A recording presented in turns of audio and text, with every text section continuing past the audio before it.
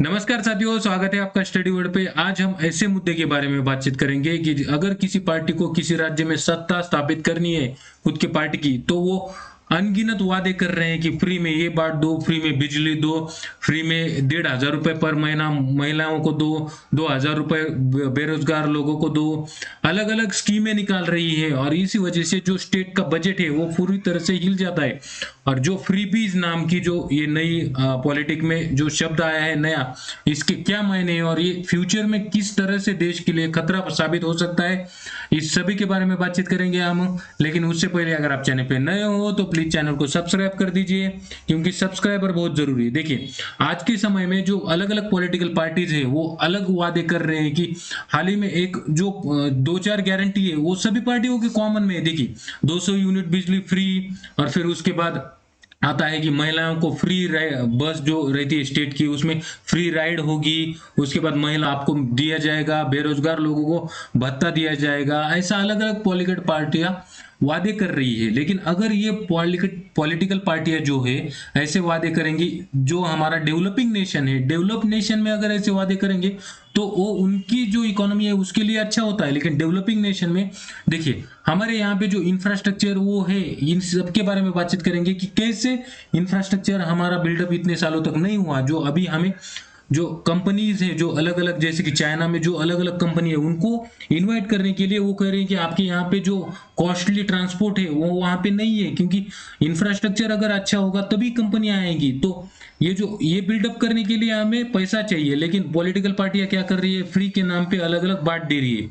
तो इन सब के बारे में बातचीत करेंगे। देखिए, जो पॉलिटिकल पार्टीज है फ्री फ्री नाम के फ्री के हर तरफ के वादे कर रही है, जैसे कि free electricity, mid day meals, laptops, मैं फ्री के खिलाफ नहीं हूं, लेकिन अगर किसी परिवार ऐसा है कि वो जो फ्री का जो उसको मिल रहा है वो नहीं लेना चाहता, उसकी कैपेसिटी है कि वो उसे खरीद सकता है, तो आप उसे फ्री क्यों दे रही है। जो अलग देखिए, अभी पंजाब की अगर हम उदाहरण लें, पंजाब में तो पंजाब को हर फैमिली का जिसका बिजली का बिल 200 यूनिट के नीचे आता है उन सबका माफ हो जाता है। उसमें आया वो कलेक्टर भी आया, फिर जो अलग अलग सबसे बड़े अधिकारी है जो कि जिनकी इनकम सबसे ज्यादा है वो भी आए उसमें, और फार्मर भी आए। तो आप ऐसा जो सिस्टम बनाइए ना, जिसको जरूरत है उसको ही फ्री मिलना चाहिए। हर तरफ लोगों को फ्री मिलेगा तो उससे देश का तो नुकसान होगा ना। क्योंकि अगला आपको मैं वेनेजुला के बारे में बताऊंगा कि वेनेजुला कैसे एक श्रीमंत कंट्री जो एक जमाने में जो डेवलप्ड नेशन है उनमें शामिल होता था, लेकिन अगर 2023 की बात करें तो वो अभी इंडिया से तो छोड़िए, पाकिस्तान से भी बेकार रेलवे नीचे चला गया। और अगर वहां पे अगर आपको एक ब्रेड पैकेट लेने खरीदना है तो बोरिया भरकर पैसा ले जाना पड़ता है वहां का वेनेजुला की जो भी करेंसी है। तो और अगर दुनिया की बात करें तो दुनिया में सबसे ज्यादा क्रूड ऑयल वेनेजुला के पास है। हमारे पास तो वो वैसा कुछ है भी नहीं बेचने के लिए।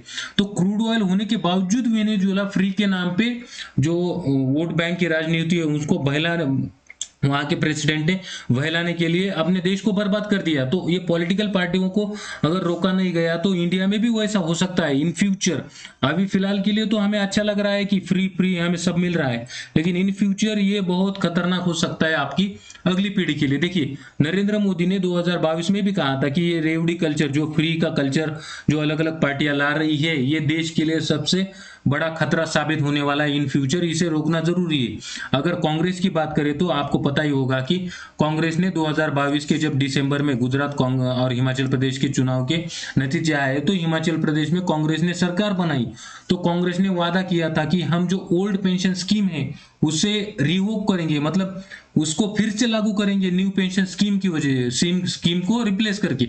अभी देखिए, जो ओल्ड पेंशन स्कीम है ना, ये अटल बिहारी वाजपेयी जी ने 2004 में बंद की थी। तो अगर ये स्कीम लागू होती है फिर से एक राज्य में, अगर ये लागू हो गई तो अलग अलग राज्यों से मांग उठेगी। हमारे महाराष्ट्र में भी अभी अभी जो अलग अलग लगभग 11 लाख शिक्षक जो है ना वो हड़ताल पे चले गए थे कि हमें भी ओल्ड पेंशन स्कीम चाहिए हमारे। तो ये पूरे देश के लिए खतरा साबित होने वाला। तो ये पॉलिटिकल पार्टियों को समझना चाहिए कि ये लॉन्ग टर्म के लिए अच्छा नहीं होता है, तो शॉर्ट टर्म के लिए अच्छा होता है। ये तो कुछ दिनों के लिए अच्छा लगेगा, लेकिन इन फ्यूचर ये देश को बर्बाद कर सकता है। हमें डेवलप होना है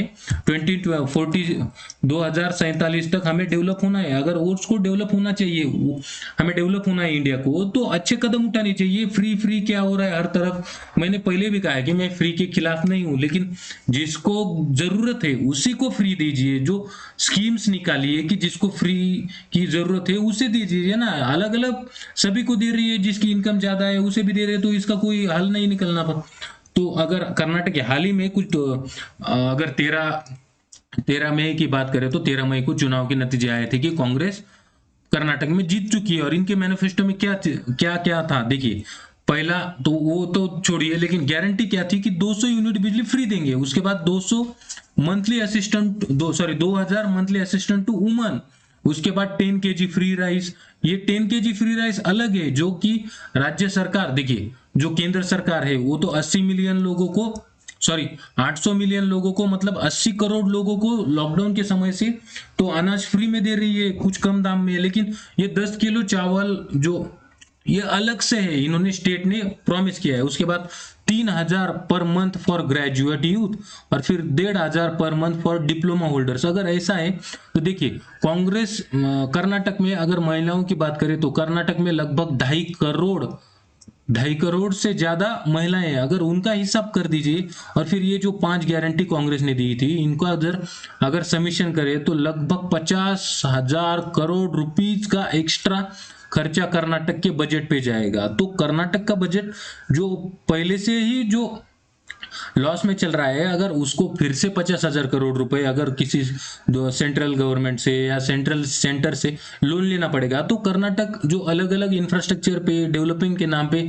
जो अलग अलग हमें जो इंफ्रास्ट्रक्चर बनाना होता है, जो खर्चे होते हैं सरकार पे, उसको खर्चा नहीं कर सकती है। ये फ्री के इसमें ही पैसा चला जाएगा इसका। तो ये पॉलिटिकल पार्टियों को समझना चाहिए। और देखिए सुप्रीम कोर्ट ने भी कहा था कि फ्रीबीज ये सबसे बड़ा इशू है, इसको देखने के लिए एक पैनल उन्होंने भी बैठाया था सुप्रीम कोर्ट ने कि ये लॉन्ग टर्म के लिए अच्छा नहीं है। ये देखिए 3 अगस्त की खबर है, लेकिन पॉलिटिकल पार्टियां इससे सबक नहीं सीख रही है। अलग अलग पॉलिटिकल पार्टियां इसमें घुल मिल जा रही है। अगर पंजाब की बात करें तो देखिए पंजाब जो है ना, पंजाब इंडिया में सबसे बुरा हाल अगर किसी स्टेट का है वो पंजाब का है। अभी देखिए पंजाब में पिछले साल भगवत मान की जो कि आम आदमी पार्टी से उनकी सरकार बनी, तो उन्होंने क्या किया कि आप देखिए शुरू होते ही उनकी सरकार बनते ही उन्होंने कुछ वादे किए थे कि 200 यूनिट बिजली फ्री देंगे, तो ये उन्होंने लागू किया। लेकिन पंजाब पे पहले से ही इतना कर्जा है, लगभग 53% जो डेट टू जीडीपी रहता है कि जीडीपी डिवाइड, ये है कि जो इकोनॉमी एक्सपर्ट है वो कहते हैं कि डेट टू जीडीपी अगर 20% से नीचे रहा तो वो अच्छे तरह से ग्रो हो सकता है। लेकिन पंजाब की बात करें तो ये 53% जा चुका है, फिर भी वहां की गवर्नमेंट इसको कम करने के लिए कोई कदम नहीं उठा रही है। अलग अलग योजना ला रही है, फ्री की योजना अलग जो, और उसके बाद राजस्थान में भी है। ये देखिए 2023 में, अगर 2023 की बात करें तो अभी 2023 में राजस्थान में चुनाव होने वाले हैं, और फिर मध्य प्रदेश में होने वाले हैं। अभी कर्नाटक में तो हो गए, तो राजस्थान में क्या हुआ, तो जो कांग्रेस की सरकार है, गहलोत जी की सरकार, उन्होंने क्या किया, 4 साल कुछ नहीं किया, और इस साल क्या किया, अलग अलग बिल, राइट टू हेल्थ, वो अच्छा है, लेकिन पहले 4 साल में क्यों नहीं किया आपने? अगर आपको वोट बैंक चाहिए ना, इसी वजह से तो आपने क्या किया कि 1 साल में क्या करिए, पूरी तरह से फ्री करिए, और फिर उसके बाद क्या करते, अगर आप फिर से चुनाव में जीत गए तो आपकी बल्ले बल्ले, अगर चुनाव में हार गए तो फिर अगर जो अपोजिशन पार्टी है, लेट से बीजेपी है, अगर यहाँ पे बीजेपी जीत जाती है और अगर उसने ये स्कीम बंद करी तो आप अपोजिशन में चिल्लाएंगे, फिर अगले चुनाव में आप जीत सकते हैं। तो ये अलग अलग पॉलिटिकल पार्टियां खुद के फायदे के लिए देश को बर्बाद कर रही है। अगर ये पंजाब, अगर समझो अगर पंजाब का जैसा हाल है, 53% डेब्ट टू जीडीपी रेशो है, तो अगर ये किसी कंट्री का रहा होगा ना तो वो बर्बाद हो जाता था अब तक। लेकिन पंजाब को क्या करता है कि सेंटर पैसा देता है, इसी वजह से पंजाब अब तक बच चुका है। अगर आपको वीडियो पसंद आया तो